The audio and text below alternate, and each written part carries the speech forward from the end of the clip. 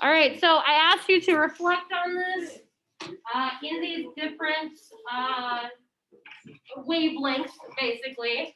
How would you feel if you were an isolationist? How would you feel if you were an interventionist? How would you feel if you were an internationalist, okay? Somebody be brave. Tell me how you would respond, or tell me what you would do if you were an isolationist. Try. Just let it happen and then go in and check on your friend, get your stuff after. Okay, so we're letting it happen. We're letting it happen. Maybe go later and check on our friend, just make sure everything's cool and copacetic, but it's not really our problem, right, Ryan? Walk out of the class, put some headphones on, go to the bathroom for a few minutes. So if I was in Mrs. Harm's room, I'm like straight up leaving. I'm put some headphones in. I'm going to the bathroom. See you later. None of my problem. Okay. Anybody else want to kind of make a case for this, Sean? Huh? I don't think that's an isolationist response. That's absolutely not an isolationist response. Okay. Anybody else want to make a thing for isolationist response? Ryan, you want to add on to it? Finds an extra exit and just says peace out. Okay. Makes an extra exit. Just all right. So you guys are all on the right track. You guys are basically as far away from the problem as possible, right? I don't care what's going on over there, or if I'm in the room, I am leaving. I want nothing to do with it. You know, maybe I'll go back later and check on my laptop, check on my friend, whatever. But not my problem. You know, kind of what's the saying? Not my monkeys, not my circus. Okay, nothing to do with me. All right. Somebody be brave. Tell me what it would be like if I was an interventionist. What would I do, Kyle? Go in there and start punching people. I am just going and swinging, right? I'm going in with no bars, okay? Ryan. would go in there and like make sure their friend is okay. If their friend is in that fight, they're fighting with their friend. Yes. Make sure their computer is okay. That's another very good point, right? It makes a difference maybe if my friend is in the fight, right? If my friend's not in the fight, maybe I'm staying off to the side just a little bit, but like if my friend is in the middle of getting their hair pulled or something, I'm windmilling. It's over. Trey. Go in, help your friend get your stuff. If it's fighting with each other, yeah. Yeah, that's another good point. So Trey makes another good point. It's about what's in front of you, right? If somebody else is having a separate fight, like in another room, don't worry about that, or even in a corner or something. Focus on what's in front of you. If my friend's in this fight, I'm going to focus on that fight. I'm not going to focus on the one over there. That's another good point, okay? All right, last but not least, somebody be brave. Internationalist point of view. This one's kind of the tricky one, but we'll see how it goes. Rosalind, you got something? I believe in you. You got it. Fight for peace. Fight for peace. So if I was going into the room and thinking for fighting for peace, what would I be doing, basically? Anybody can answer. Summer. Ooh, I like it. You say with coffee, right? Oh, so I'm going in. I like it. I'm breaking the fight up, and then I'm being like, hey, how about we go sit down and talk about this with a cup of coffee? I like it. Nora? So go in there and act like you're just freaking peace, but then if they try to rebel. Ooh, I go in and I kind of play the spiral, and I go, hey, I'm just kind of checking things out. I'm making sure we're good. I'm checking on my laptop, but if you punch me, I am going to roundhouse you. I heard that. Ryan? Throw some knockout gas in there. Just throw a little something in there. Kyle. Pull up in a hippie. Oh, for the peace, for the world peace. Okay. All right, last but not least, Trey. Yeah. So I'm going in not only to make sure that my stuff is okay, but I want to make sure that everybody's stuff is okay, right? Just because my laptop's in there, there's, probably 20 other people's laptops in there as well. Let's make sure those things don't get broken. And then afterward, like Summer said, we're going to go out and have some coffee and talk it over and make sure that this doesn't happen again, okay? You're like, personally, this is a different story. And more the second one. They're buying me the Starbucks because they... Yeah. There's got to be compromise. All right, go ahead and make sure your name is on those and pass them around. I'll come to the corners and pick those up. In the meantime, while you are passing those around, if you don't already, go ahead and get your notes out. We just have a little bit more to go over before I send you off on an activity. Oh, excuse me.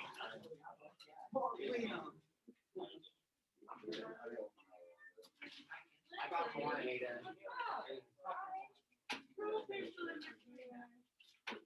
I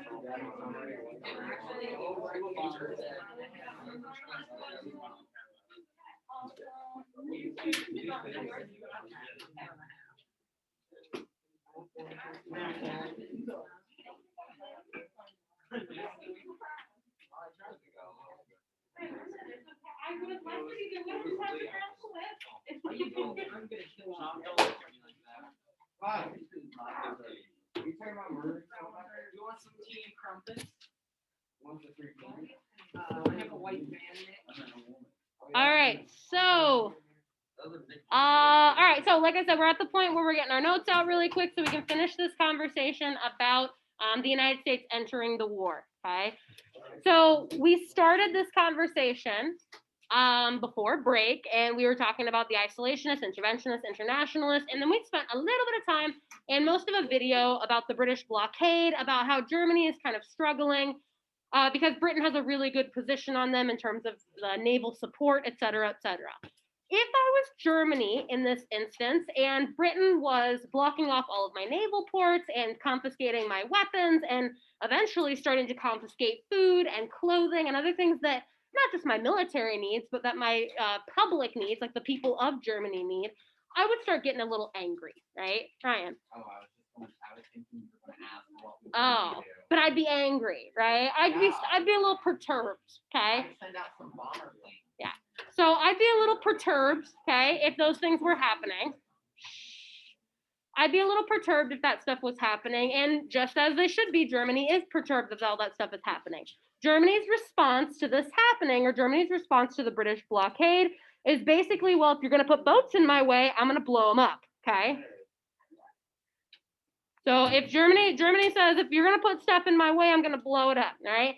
So Germany starts sending in U-boats, so kind of our first models of submarines, okay, to attack specifically Allied ships. So French ships, British ships specifically, or anybody else who's allying with those two. So May 7th, 1915 is kind of the big one. It's going to start this chain of events. And Germany was out attacking these Allied ships, and they ended up hitting a ship that was actually a cruise ship. So it didn't have cargo on it. It actually had people, right? It was a vacation thing, okay? Called the Lusitania. And wouldn't you know it, on this cruise ship, there was 128 Americans on board that end up getting killed. Oof, strike one on the board, okay? Not only are they attacking like a passenger cruise ship, there happen to be Americans on board and America's not involved. So there's strike number one. Ryan. Can I ask you a personal educated question? Sure. So if I was the leader of Germany and I sent a very formal, very sorry apology to America, would that help? Yes. No, you're still At this point, yes. So like maybe they would. If we're talking about like May 8th, 1915, yeah, that's fine. Okay. Yeah. They wouldn't like still be really mad. No. They would still be mad. We'd be mad. We'd be ready for coffee, basically. Yes. Yes. Okay. Okay. So America basically says after they figure out that this cruise ship has been hit and that Americans have lost their life, this is kind of the first American lives lost during World War I, okay? America goes to Germany and says, hey, not cool. Don't do that anymore. They basically make them promise not to target cruise ships, to not target passenger ships in general. Germany says, kind of like they're pinky swearing, but they're also kind of like, oh yeah, sure, fine, okay? They got their fingers crossed behind their back, okay? So they go, yeah, sure, I'm not gonna do that anymore. And then in 1916, early in 1916, about a year later, they end up doing it again. Who would have thunk it, okay? They end up attacking a French cruise ship who is also an ally of Britain, or kind of part of the Allied powers, basically. They attack a French cruise ship called the Sussex. It's not like they're playing the optimistic battleship. They're playing a lot of Battleship. So they attack the French cruise ship called the Sussex. This time they have an excuse. This time they said, well, when we were talking to our informant about the Sussex, they said that there was weapons aboard. So I had to blow it up because there was weapons. Yeah. At this point, was Great Britain allied with America? We like Great Britain more than we like Germany, but we are not allied to anyone. We are on our own. We're isolationists. Yeah, we're pretty neutral at this point. We're still sending them. We're sending them some stuff. We've got some deals on the side. Basically, we like Britain and France more than we like Germany, but we have not entered any hat into the ring. Therefore, we can't make a statement. Basically. So after the attack on the Sussex, and Germany kind of tries to make a claim of, well, these cruise ships, the only reason we blew them up in the first place is because our informant said that there was weapons on board that were justified, and this isn't unrestricted submarine warfare. It's completely restricted, or it's completely okay. We're doing things to protect ourselves, okay? So after this, they make Germany actually sign something, the Sussex Pledge, which is another pledge or another treaty that basically says, okay, now I actually promise I won't do it again, okay? And this whole time the British blockade is Still going on, yep. so Britain is basically trying to get these cruise ships through the blockade, or like kind of around the blockade, but these submarines are tricky, right? They're sneaky, they're underwater, they don't catch them all, basically. So why is it that they actually agree to sign it? It's a ploy, basically. They're like, okay, we'll sign this because we got some other stuff going on. We'll please you now. We'll use the word appeasement in this case. It's not exactly what's going on, but okay, fine. We'll sign this so you leave us alone, but we got some other stuff brewing in the back. Okay.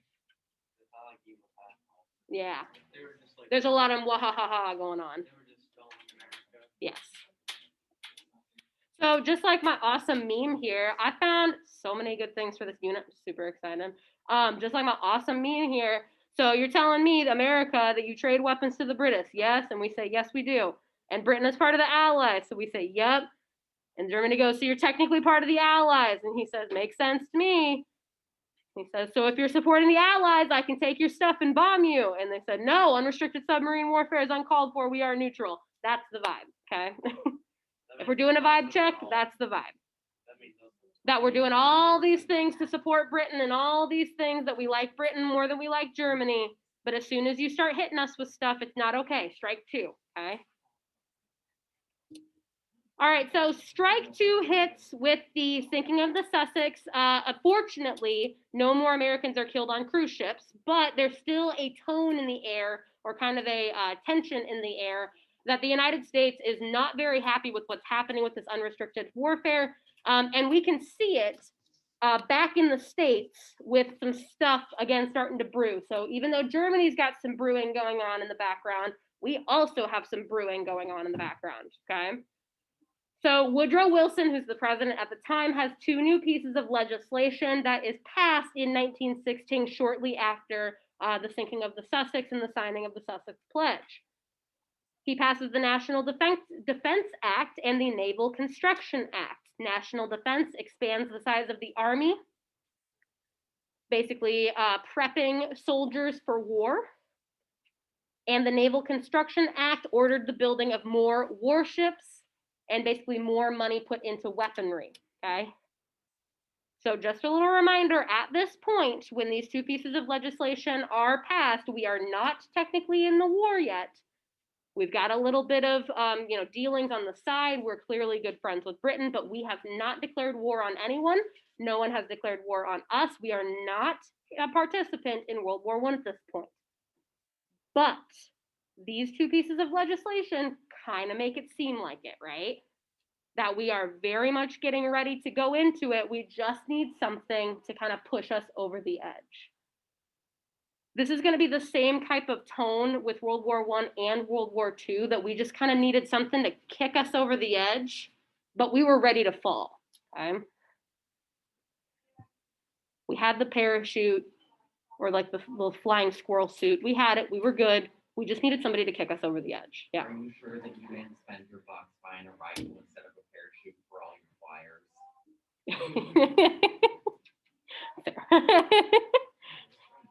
Like if they did, it'd be like, oh, it's water just dying. Like, and it would, and you have to have a spectrum. What's the difference?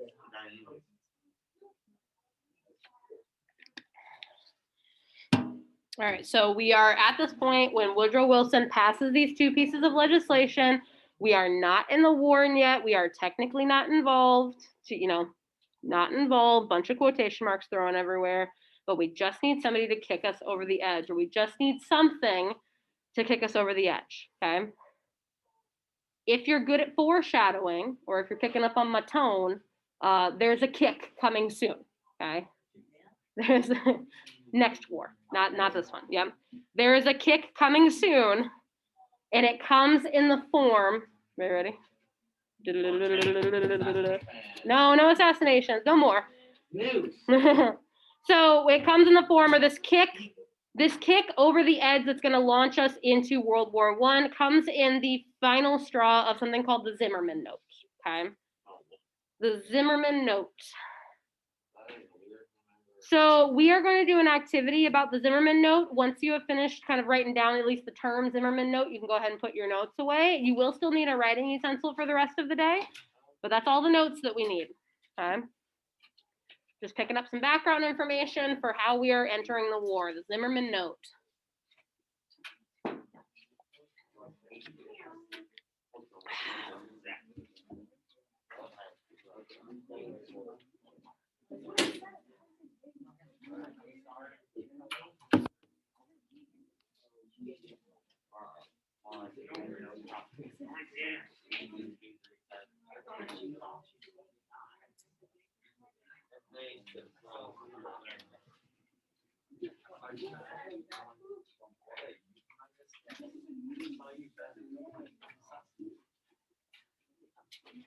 All right, I'm going to hand this out to you, and then we'll go over the instructions together.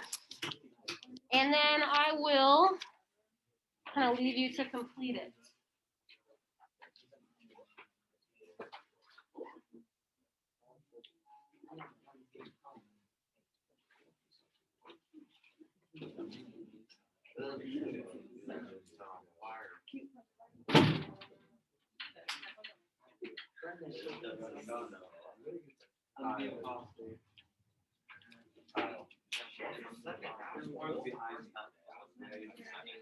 And just make sure the three go down in the middle, okay? Hey, Cole, are you happy with what I posted today? No, I'm not. All right, so as you are receiving this packet-ish, okay? It's not scary, I promise, okay? It says first half, where's the second half?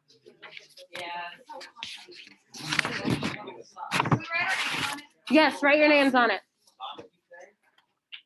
All right, so as you are receiving this, okay, let's go ahead and read through the introduction and the directions together, and then I will leave you to your own devices, okay? So the introduction. Between 1914 and the spring of 1917, the European nations engaged in a conflict we know as World War I. Crazy. It's almost like that's what that unit is called. During this time, the United States remained neutral, but events in the early 1917 would change this. In January of 1917, British cryptographers, those are people who like decode secret messages, okay? Decoded a telegram from German foreign minister to Mexico. His name is von Eckert. It was this message, the Zimmerman Note, that would draw the United States into the war. Yes.